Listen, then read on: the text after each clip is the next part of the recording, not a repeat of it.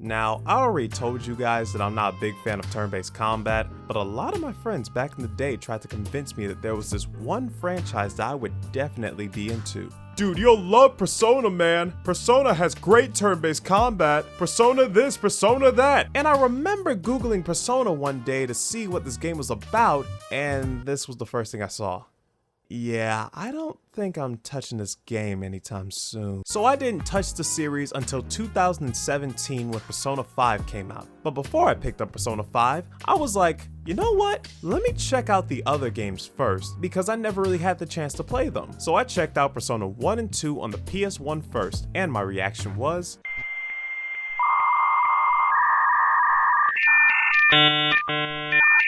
So I picked up Persona 3 and never looked back. So Persona 3 came out in 2006 and really caught a lot of people's attention because this was the first Persona game on the PS2 that really did a lot of different things from its predecessor. But that hard work definitely paid off, from the voices, graphics, and obviously the gameplay. And someone better call the fire department because this soundtrack burned my house down. Wow, they're really playing this ball. The one thing the Persona games always get right are the soundtracks. It gives each game their own unique style to them, and this game was no exception. The weird mesh of pop and hip-hop really made this game stand out from the other games that came out around that time, and it's one of the main reasons I kept playing. And it really caught me off guard just how much I ended up liking the gameplay as well. I think it's because I had so much fun using the personas in the game. There were so many varieties of personas to choose from, all with unique designs and different skills at their disposal. But I will say, even though I said I enjoyed the gameplay, I enjoyed it until I made it past the 50th floor in Tartarus. At that point, it felt like a drag to complete this game. And I thought I was at the halfway point because I thought there were 100 floors. But then I realized I only assumed there were 100 floors. So, how many floors are there in this game? Oh.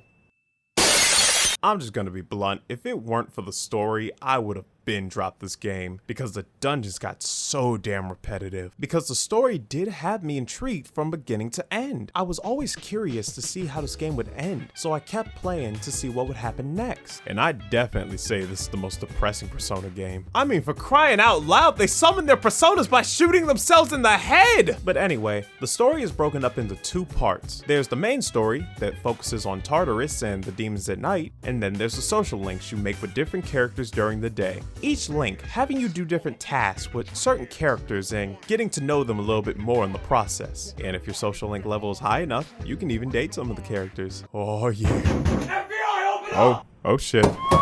And before I talk about the characters, I just want to get this one thing out of the way.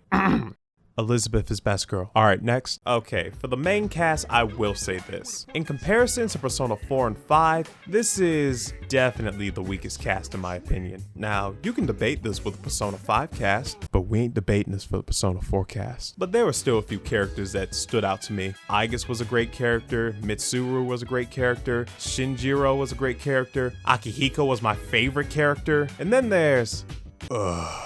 Yukari. I'm not gonna waste anyone's time, but all I have to say is, I hate this character. She wants to be this strong, independent woman so bad when she is not strong or independent. She's not a poorly written character because they definitely wrote a lot for her. She's just not a good character. Sure, I understand her backstory, but it still doesn't make her less of an annoying bitch. There were so many times where if I had the choice to not save her, I wouldn't have. Why couldn't they give me a Walking Dead choice like Ben, where I could choose to drop her ass if I wanted to? This is probably why I fell in love with Chie in Persona 4 so much, because she was such a breath of fresh air after having this nightmare in my party in the beginning. And I don't even want to bring up her development in the answers. But I'm not one to judge. If you like this character, go right ahead. If you think she's best girl, list 10 good reasons down below, and then go right ahead. And you do know this is a comedic channel, right? So if you actually get offended by me talking about Yukari, then good! Your tears keep me young! I hope you cry watching this, baby! Big baby! Baby, you want a bottle?